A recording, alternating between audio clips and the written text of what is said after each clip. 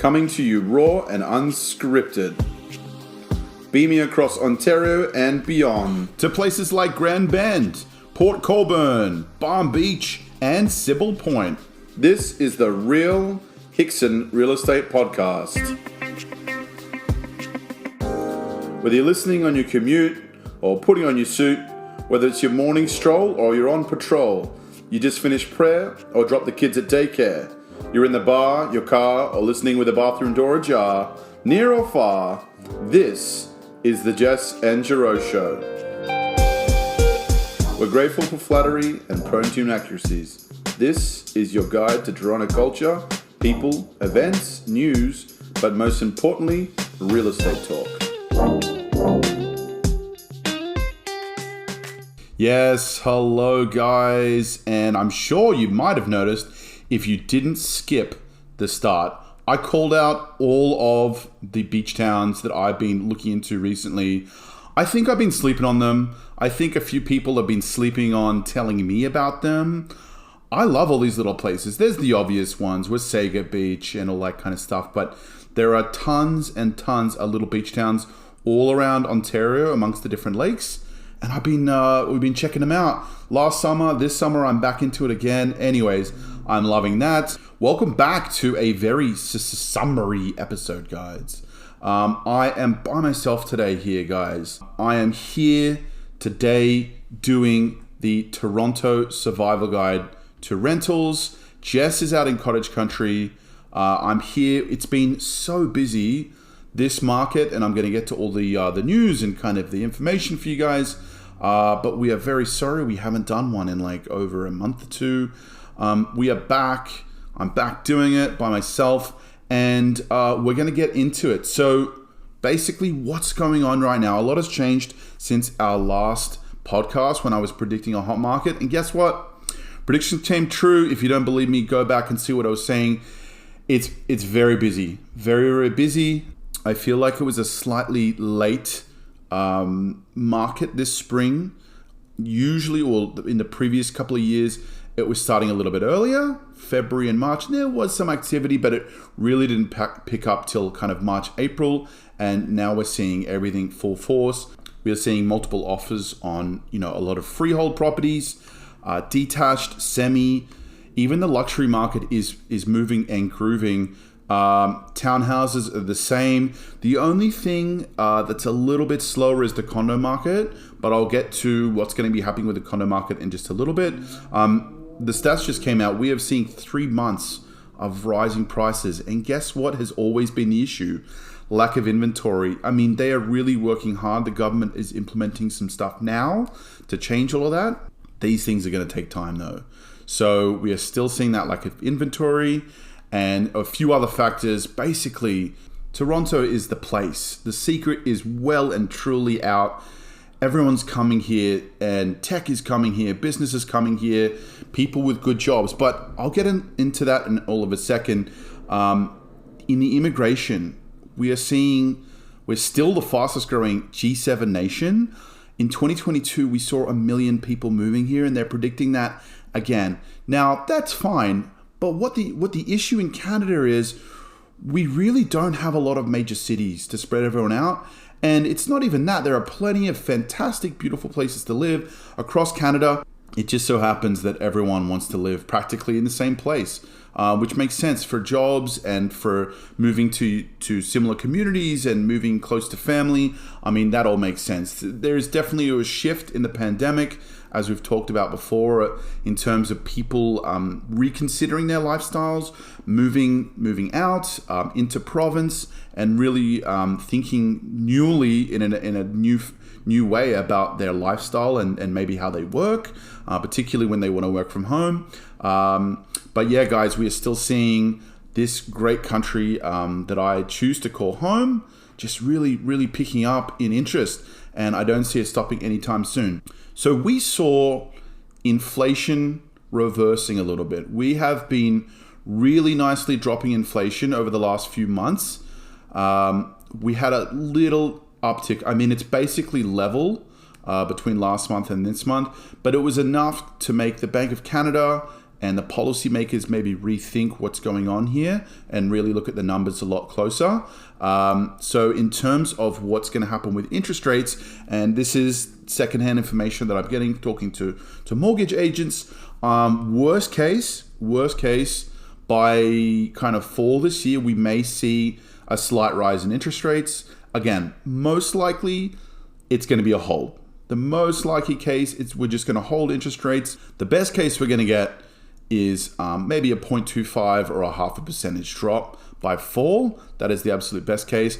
But again, it's most likely going to hold. In saying that, if you are looking to renew or refinance in any case, the lending rates are actually cheaper than they were last October comparing to then. So the best advice I can give is just always to chat to your mortgage broker within a few months of your mortgage coming up, and then just figure out kind of the best thing you can do. If you're hurting, guys, and I get it, some people out there may be hurting a little bit with rising costs and rising interest rates. There are options to potentially pull money out or extend what you currently have, and just make at the end of the day, just make your monthly carry just that bit more palatable, because that's what we're starting to see. Now, just remember this, guys, if you compare Canada to the US, for example, our default rate is so low, and it does happen, and we are seeing cases of it happening in every market where we're seeing a hangover from really high prices and high interest rates.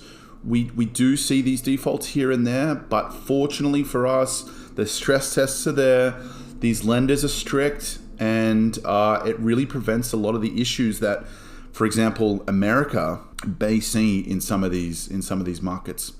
Okay, so what we're going to do is we're going to get to the main topic of today, which is rentals. Now, the report and this on the market report is that rentals are actually, in my opinion, taking a breath. We've seen a non-stop steamroller of constant immigration and demand since around summer last year, when things really started picking up, and well into kind of this year. June 1st was a very, very big move date that we noticed, and Jess and I have done multiple leases this year, a lot more than we've ever done, and it's really just getting tougher and tougher for tenants. Now, this is the topic. How do you survive in a tough renters market? Let's give it some context. 2020 was one of the best markets, the best rental markets for renters. Now, people moved out of Toronto, so it really didn't matter to a lot of people that were doing that. But for people that remained in the city for whatever reason, and you were able to remain in the city, you really were seeing some drops. You were seeing the same unit, talking to your landlord. They were getting itchy feet about whether you would move or not, and they wouldn't be able to find a tenant for 6 or more months. You know, it was a very uncertain time. They were just giving discounts, just straight off the rent. I was seeing deals where there was incentives, gift cards, there was TVs offered. It was insane. Like, it was the funniest thing, and it was fantastic for my renters, and I loved it. But at the same time, people weren't moving here. Immigration was completely frozen, and people just saw the necessity to leave, to get out of the city for whatever reason, or they made a smart money move where they moved back home, or they moved to another rental further out. And I saw a pretty tough market, especially kind of up north, Newmarket, Aurora, Gwillimbury, all those areas. Prices really actually went up because of the reason that everyone was getting out of the city. They wanted more bang for their buck, etc., etc. So since summer of last year, as I mentioned, we saw a huge influx of people, and it's probably the worst and toughest market that I've seen. I've personally dealt with, and Jess may have dealt with in at least the last 10 years. We're talking the average 1-bedroom, $2,500 a month. The average 2-bedroom is $3,000 or more at least. Now, this is contrast to kind of before the pandemic and around the pandemic. We were averaging around $2,000 a month for a 1-bedroom. You know, and it's funny because at one point it used to be that downtown, you know, the more premium areas were a little bit more expensive. You move further out to Richmond Hill or Markham or Vaughan, or east or west, and you were seeing kind of cheaper rents. But what ended up happening was kind of everything was $2,000. Whether that's a mental thing, that kind of that threshold price in the mind, because once you cross that, but difference between 2,200, 2,300 in the mind is probably not as big as say 1,900 going over 2,000. So for whatever reason, that was kind of the standard. As I said, we're now seeing $500 on average more for a 1-bedroom, 2-bedroom. That's $6,000 a year. Okay, and that's in an economy where, inflation, rising grocery prices, living prices, it's tough. And I really do feel bad for people that get stuck in these positions. And I'm always trying to help people out and figuring out solutions for people to kind of make things better for them. But at the end of the day, this is just what it is. We can't have prices dropping without the lack of demand, essentially. And that will come. These are all cycles. There are definitely softer rental markets. But right today, I'm going to be focusing on how do you focus and really learn to operate in this tough renter market. And of course, it's notably said, I've worked on the landlord side as well. And Jess and I did quite a few landlord leases last year on the listing side.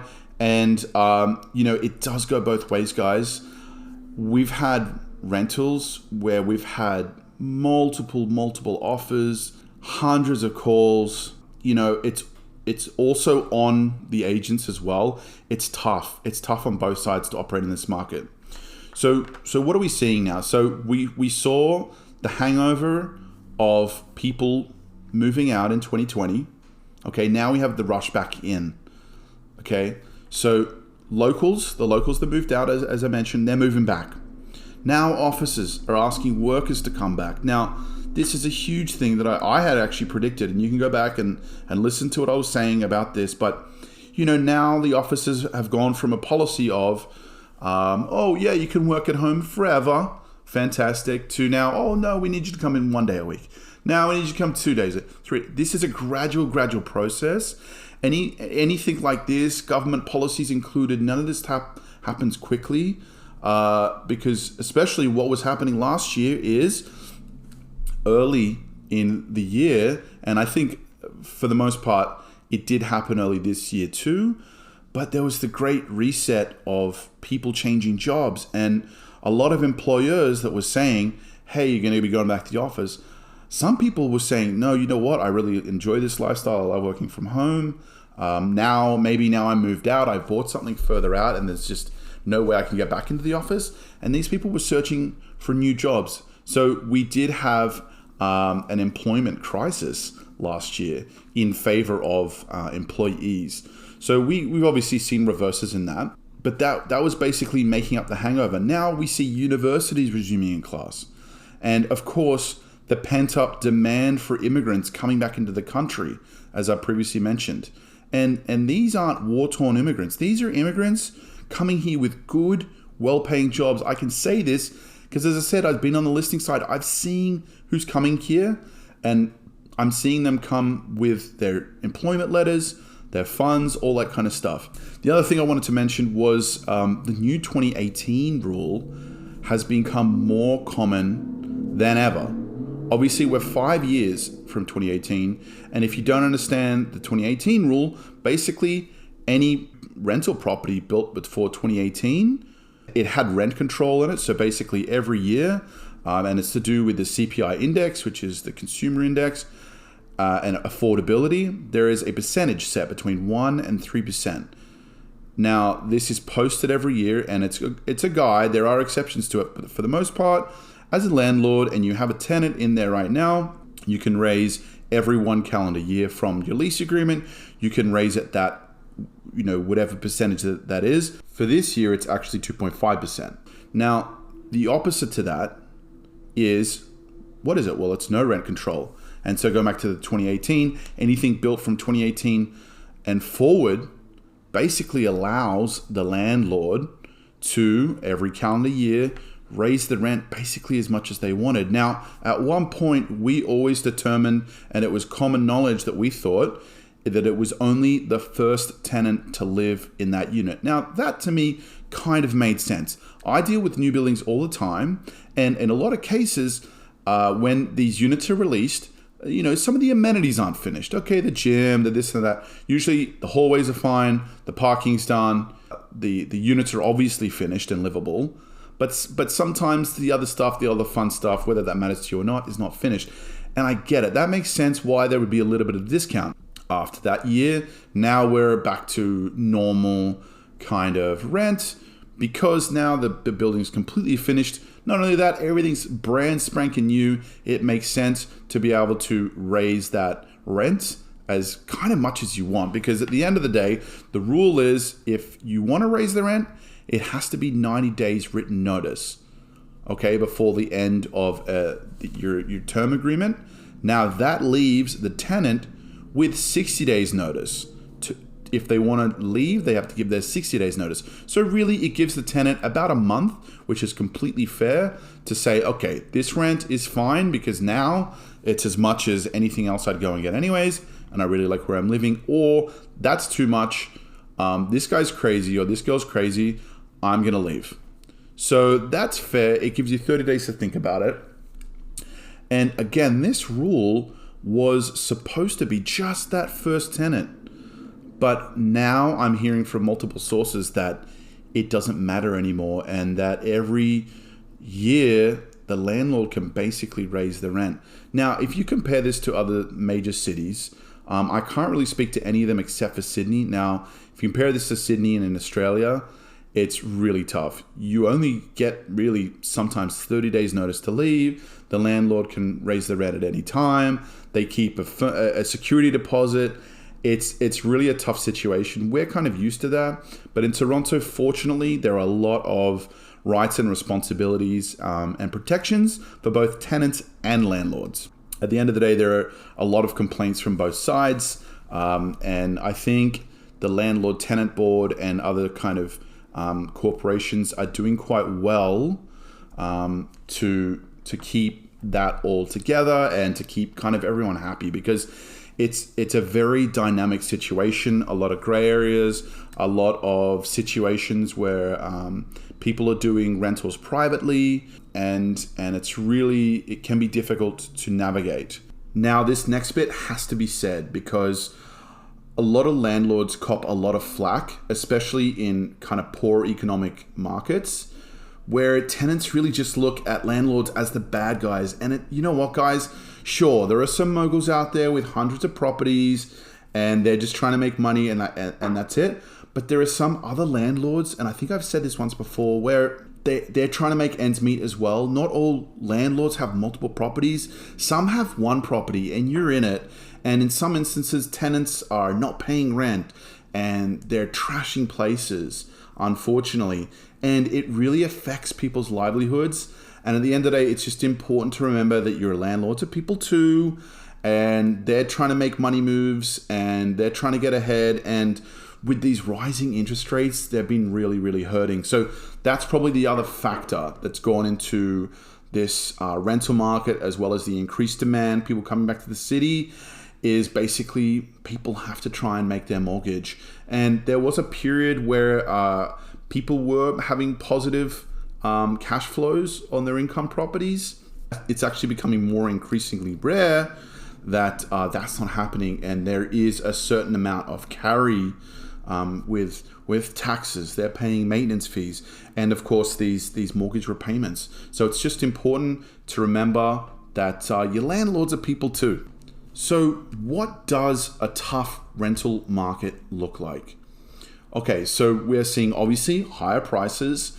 Sometimes rentals are going over asking, just like in sales when things are listed maybe a little bit lower, or they're listed for what they want and they end up going over. The same things is happening in leases too. And in fact, I have been a part of and seen a bidding process for a lease, and I kindly let the agent know that this is not good and this cannot happen and should not happen because tenants are already stretched, and it's really just tough and frustrating to put them in that situation. Of course, This seller or the landlord and their agent are entitled to do whatever they want, but I just personally don't agree with it. We are seeing leases quickly going. Now, I've been involved with a lot, and hopefully they're listening to this as well, with a lot of my clients and friends doing leases this year. And the one thing we definitely noticed, just like in previous markets, is these things are going quick. And I'm talking, let's pick 4 to 6 places to go. Maybe that place is unavailable. Now we've got 5. If we're going next day or within a couple of days, maybe the weekend's coming up, we are seeing these places are leasing quickly, and it can get very, very frustrating.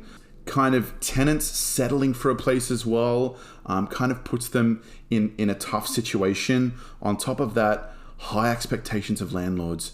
Now, I understand, because I've been on the landlord side, you want someone that's going to be paying the rent, a nice person, etc., etc. In the modern age, some of these expectations of landlords are quite high, especially for entry-level units. They're expecting really high-paying jobs, crazy amounts of credit, but at the end of the day, guess what? Those people are going and buying stuff. They're not renting, so it doesn't make much sense to me. I think there's always going to be a balance here, and I get it. You should definitely always, as a listing agent, be working for your landlord and making sure that we get good people, because at the end of the day, as I've mentioned before, tenants do have a lot of rights, and if you end up with a bad apple, it can be tough to get them out. The other news on that note is that they've brought in a task force. The landlord tenant board now has been upgraded so that these bad apples that I was mentioning, whether it's not paying rent or trashing units, any lawful reason for evicting a tenant, is now where they had to wait months before, especially in the pandemic when there was a huge delay and a lot of landlords were hurting in certain situations. Now there is an expedited process, so a lot more protection for landlords as well. So we're all just trying to make sure that the landlords are good and the tenants are good. That being said, on the tenant side, I'm always trying to vouch for my tenant. What about your landlord? Are they a good landlord? If a repair has to happen, are they going to come in on time? How have they left the place? I think it's super, super important. It's really easy to get caught up on, don't worry, my tenant's the best, and it's all about how good or how amazing the tenant is, rather than let's try and level the playing field here.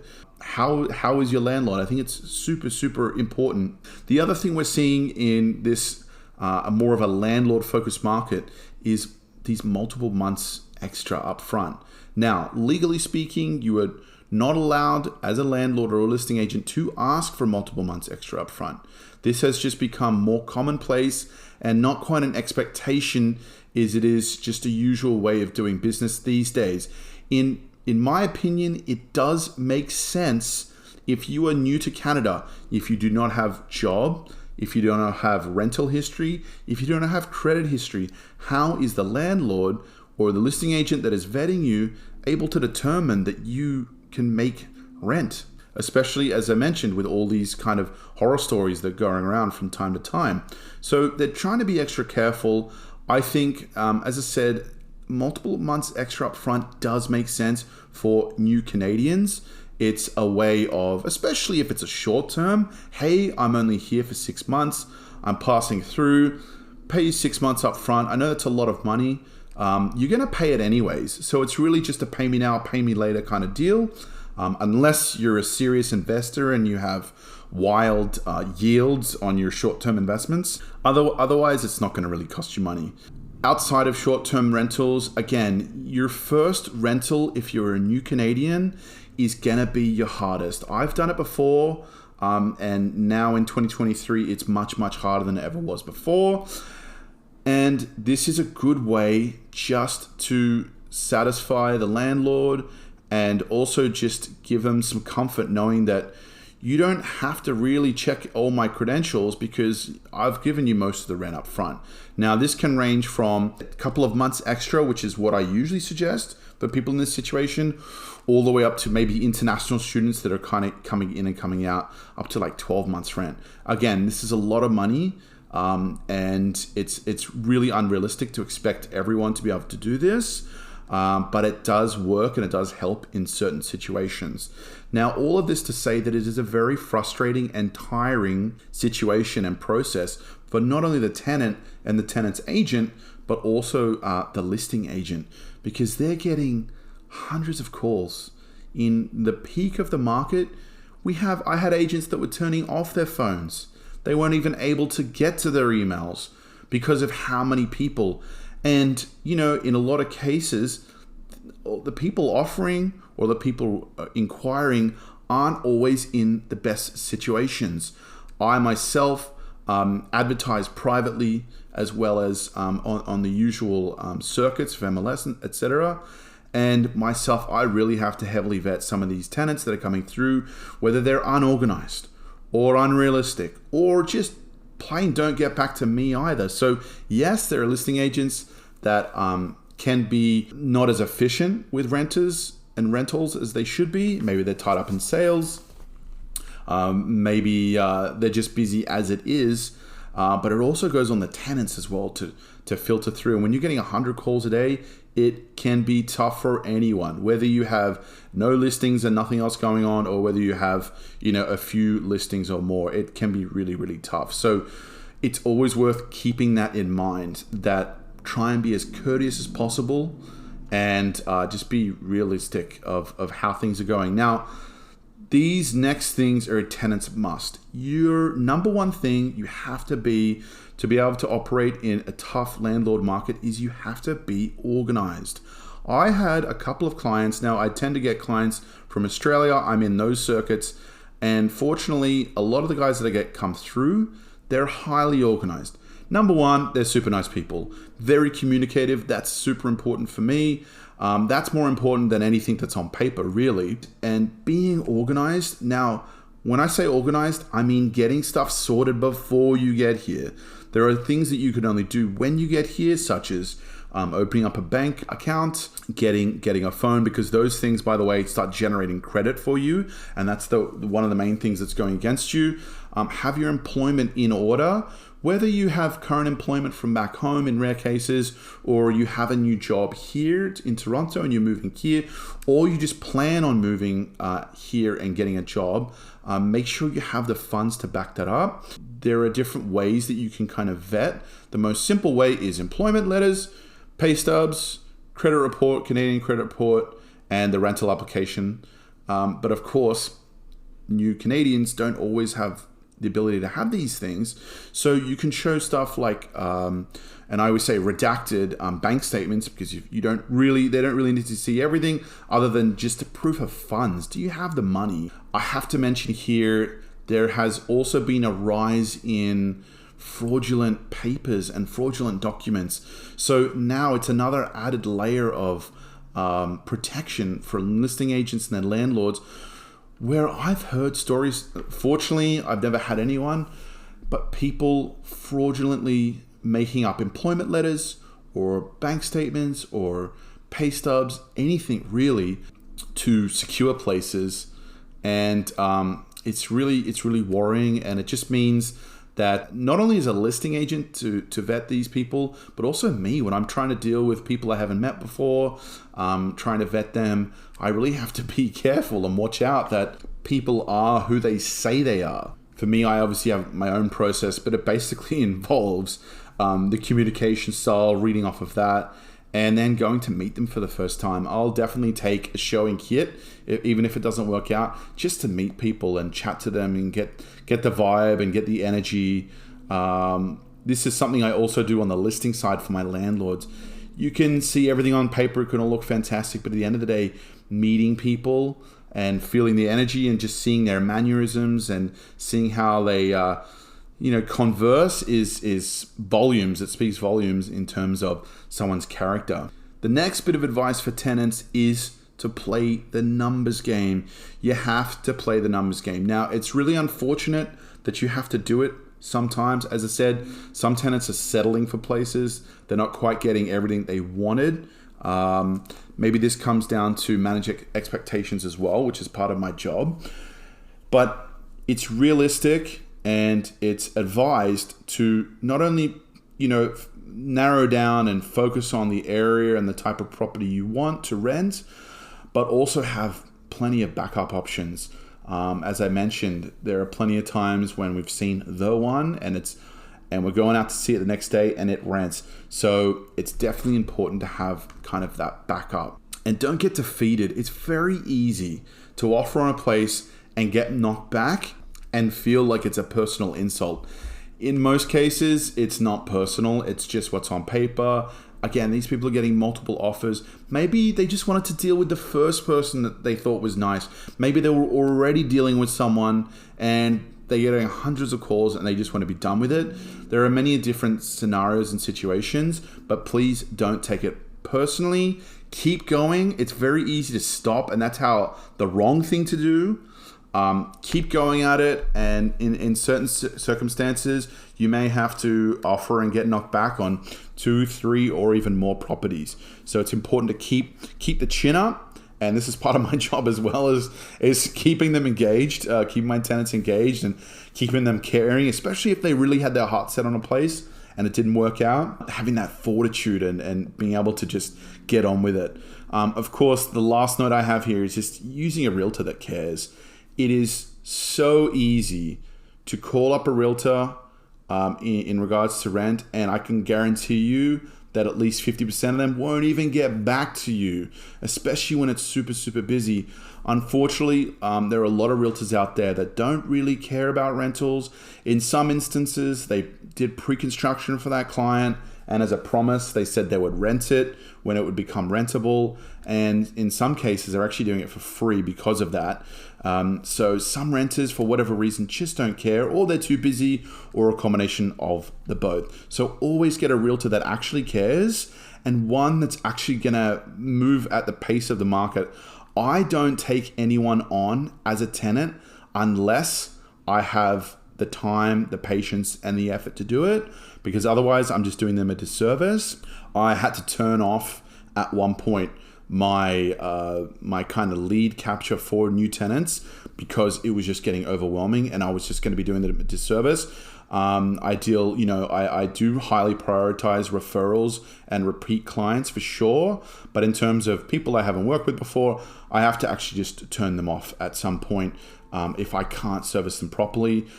You really, as I said, it doesn't make sense to use a realtor that's busy or that can't get there within a few days to a property. You have to be quick. Even in some circumstances, seeing a property that day is the difference between either getting it or not, as I've kind of explained before. So these are all the things that tenants have to think about. This is what the landlord market looks like. As I said, it's not really that nice for either side.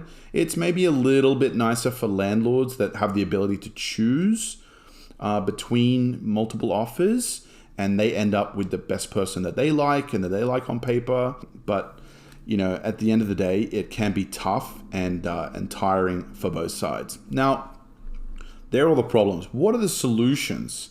Well, I'm going to say this. It may be controversial. Don't cancel me for this, but make millennial sacrifices. I've got millennial in advertent commas.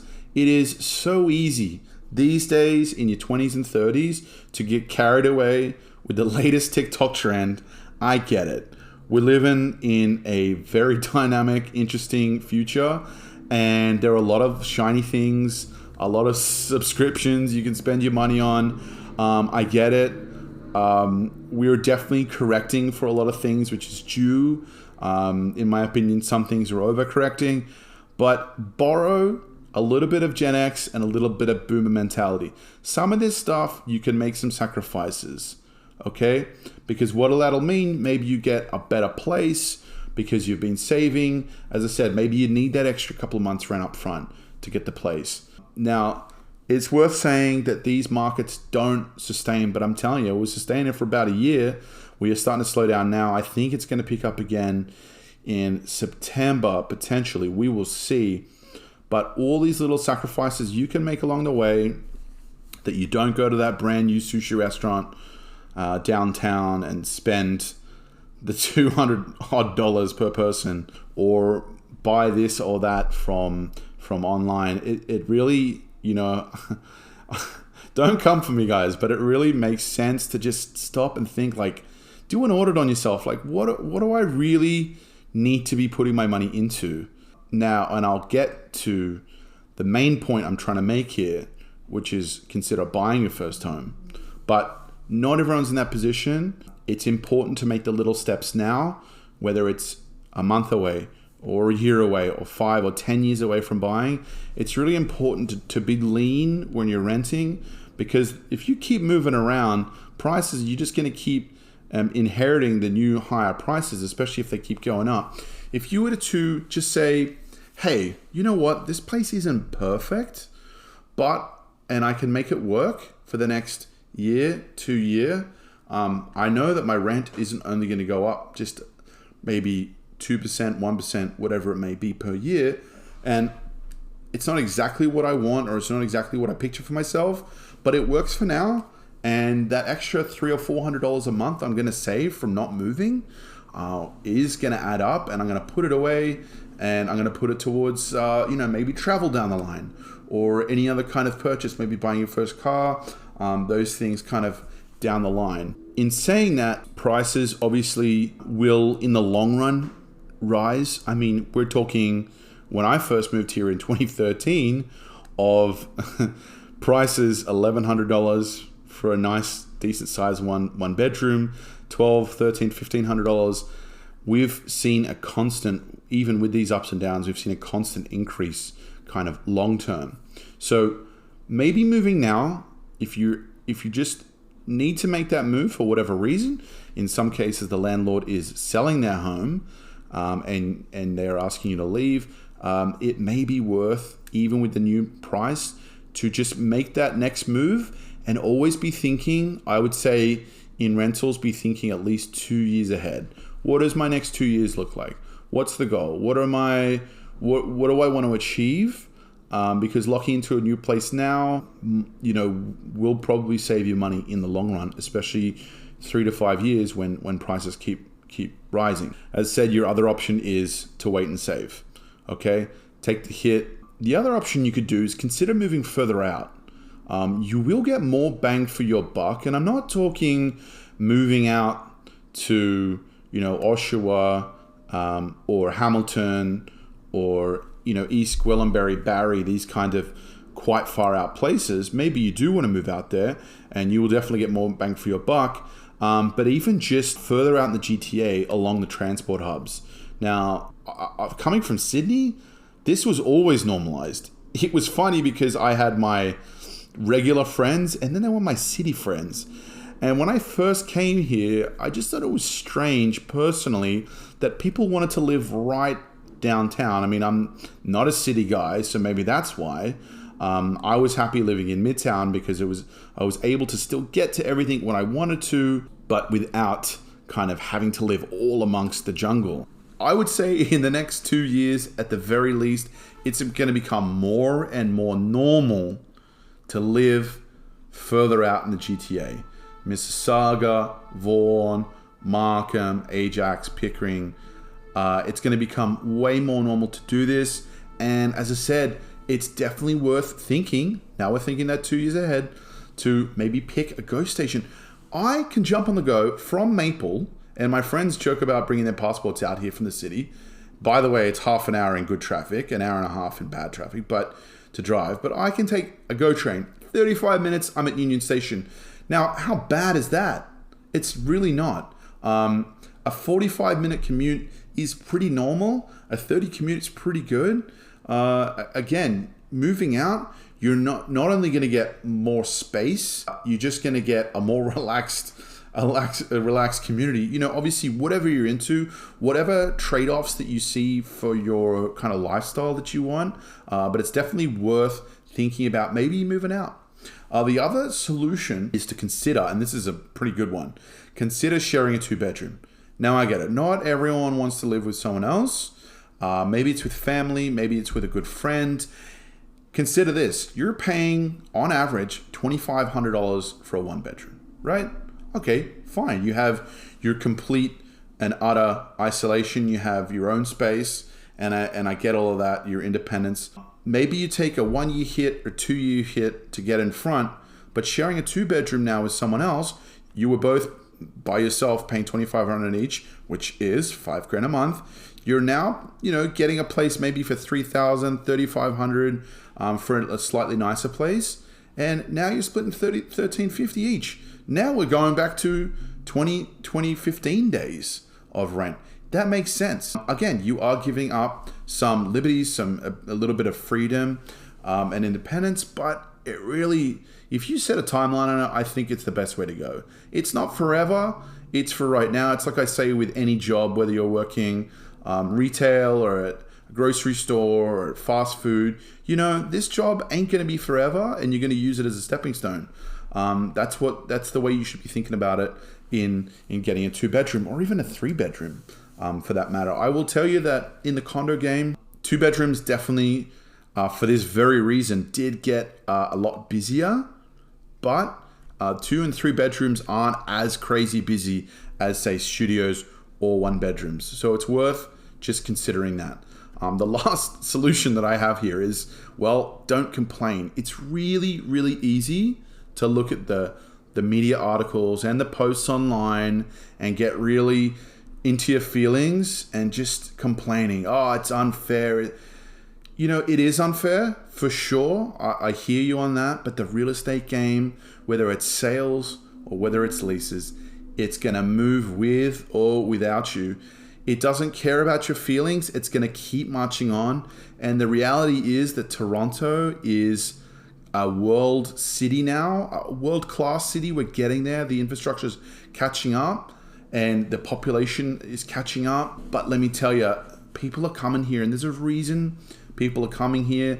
And I know it's a bit of a shock, especially if you kind of have lived here your whole life and you're not used to such rapid change, because really the exponential change that we've seen in the last 8 years, let's call it, or even the last 3 years, is just such a different pace to anything we've ever seen before. So again, it's very easy to complain and maybe swear at the mirror once and then just get over it. Keep moving, because no one's going to wait around for you. The other option is, as I was saying before, or I'm juicing up to it, consider buying your first property. The prices that we're seeing now, the $2,500 a month plus, now it is making more and more sense to own your own place, okay? Even if it means buying outside of the city. Listen to the advice I'm about to tell you. I heard it one time and it completely changed my life, my whole mentality on this. You don't have to live in what you own. Think about that. Think about that. The way I used to think, especially living in Sydney, because remember, and I've said this many times before, everything basically that happened in Sydney is happening now in 10 years in the past. So in a weird way, I've been able to see some market trends because they are fairly comparable. And I used to think, I'm never going to buy something. $1 million when I was living in Sydney, $1 million for, how am I going to ever get? Oh, whatever. You know what? I can just rent forever. That's fine. I don't know. How am I ever going to do it? But no one was able to ever break this down for me. My parents were making money moves. We used to move a lot and I didn't really understand why, but now I do. They were making money every single move. They were building equity and all of that stuff. We started in very humble beginnings and we worked our way up. I'm asking for you to do the same for yourself and set yourself up. Again, remember this, you don't have to live in what you own. What a crazy concept. I can't buy anything in Toronto. Fine, I believe you. It's $500,000 for entry-level property in Toronto. The market was amazing in November and December, and I was telling everyone to buy. Some people listened to me, some people didn't. But now I have some buyers that are looking now, and it's a little bit tougher. Your alternative is to buy somewhere in Kitchener, Waterloo, for example. It doesn't even have to be Ontario. Of course, I always recommend the closer to the GTA you can get, the better. Think of it like a blue chip investment. There's always going to be growth here. Other areas I can't confirm. There's definitely been growth in Halifax, in Calgary, plenty of areas that are growing. None more so than the GTA. It's always going to be your blue chip investment. And whether you buy it close to the GTA and you say, you know what, I would never live there, fine. Don't live there. Continue renting where you're renting. That's completely fine. Buy the place, get your first time home buyer grant, pay your maintenance fees, do your monthly calculations, talk to the mortgage broker and work out what you can own, and then talk to me and be like, hey, this is kind of what the carry's going to be. What can I get it rented for if I was to buy it? And I'll tell you, hey, you know what? You can actually make a little bit of money on this, or it's going to be about even, or you're going to have to carry it for $300 or $400. I've done this recently. I was doing it in November and December. I'm like, hey, you know what? Prices have come down. You can actually, as long as you eat this interest rate, which that's the other thing, interest rates are high right now. Okay, eat that for a year. Get a 2-year rate. Okay, yes, it's going to suck for 2 years. Again, I'm talking about making sacrifices. But after the 2 years, interest rates are projected to drop. Now all of a sudden you can renew or refinance, and now all of a sudden you're making a little bit of money on property. And guess what? Every month that you're able to make that mortgage payment, it's money going into practically your own pocket because you're building your own equity. And this money is not going to a landlord by itself exclusively. So, and of course, you're going to be riding with the market. Now, I, on this note, personally see the prediction for the next year, 6 months to a year. We have seen the amount, the record amount of immigrants coming to this country, okay, and they're renters. But guess what's going to be happening in a year's time? They now have credit. They now have established jobs. They now have rental histories. They are now able to get into, whether they're by themselves or whether existing family that's here is helping them, or whether they move with family. These people are figuring it out and they're seeing it for what it is, and they're trying to find a way to get in. I see this all the time. I was speaking to a gentleman yesterday. He's going to rent his place out. He moved here 2008, the worst time, but guess what? He hustled and now he owns a beautiful property, and now he's going to rent it out and buy another. This is how you got to do it. Again, don't let the market fly past you. You have to find a way to get in. And again, not everyone's going to be in a position to do this. It is very normalized to ask family for help. It is very normalized to say, hey, listen, can I borrow a little bit of money? I'm trying to get ahead. I'm trying to get into this place. And maybe it means that you have to buy a little further out than you're expecting to, but stay where you are, live wherever the hell you want, and live the lifestyle that you want, albeit with a few more sacrifices made in expenses, but get into the market. I was telling people to buy in Kitchener-Waterloo a beautiful 2-bedroom, 700 square foot with parking unit was selling for $350,000. Now, selling for about $550,000, $600,000, depending on where it is. But that's $200,000 in equity, and that was a change of about 2 to 3 years. I think I was saying that in the pandemic. Now, we are seeing very artificial markets, and what I mean by that is huge outside influences. These are kind of exceptional markets, one-offs, and things aren't going to swing as much as that, but there are still a lot of emerging areas that are still undervalued, in my opinion, that in the future, even if you were to buy something and it wouldn't go up in value, maybe it goes down and then comes back up. Even if you ended up even on your investment, you are still paying into your equity. You know, the amortization schedule is showing how much interest you're paying at the start and how much principal you're paying into it. Now the interest goes to the lender, fine, you never see that again. But the principal is what the equity is going into your home. And over time, over 25 or 30 years of this schedule, you are increasingly paying more and more principal into your home. And although the renewal process and refinancial process is 3 to 5 years, the point still remains. This is all a long-term thing, and it is worth getting into it sooner than later. Because what do I always say, guys? There is one constant in all of this. And the question is there one more person going to be living in the GTA tomorrow than there was today? Well, we know that there is. In fact, there's 1 million people coming to Canada, and about half of that is coming to Ontario, and most of that going to Toronto. So something to consider, something to think about. To summarize, these markets, these tough rental markets won't last forever. It's important, if you're in one, to understand your moves, and if you have to move, how to operate. And of course, I'm going to help you along the way. If you have any questions, reach out. hicksonrealestateteam@gmail.com or hit us up on the socials. I'm always here to talk. Please, even if you're not thinking about moving, hey, what would be a good move in 6 months' time? Hey, what would be a good move in 12 months' time? Let me know. And of course, when it comes to first-time home buying, that is something that you have to look even further out. The mistake people made in the pandemic was not thinking 2 or 3 or 4 years ahead. And that is always the thing to be doing when it comes to real estate. It's always a future move, especially buying and selling. You're not flippers. I mean, some of you are, but hey, there's a new flipping tax and it's becoming way less lucrative than it ever was. So there's going to be less flippers in the GTA, which I think is a good thing for inventory. But guys, always be planning ahead and always ask for help. It's a huge thing that parents just didn't really teach us this thing about real estate. They just found a place to live in the 80s and that's just what it was. But now it is completely changed and it is so important to be so informed.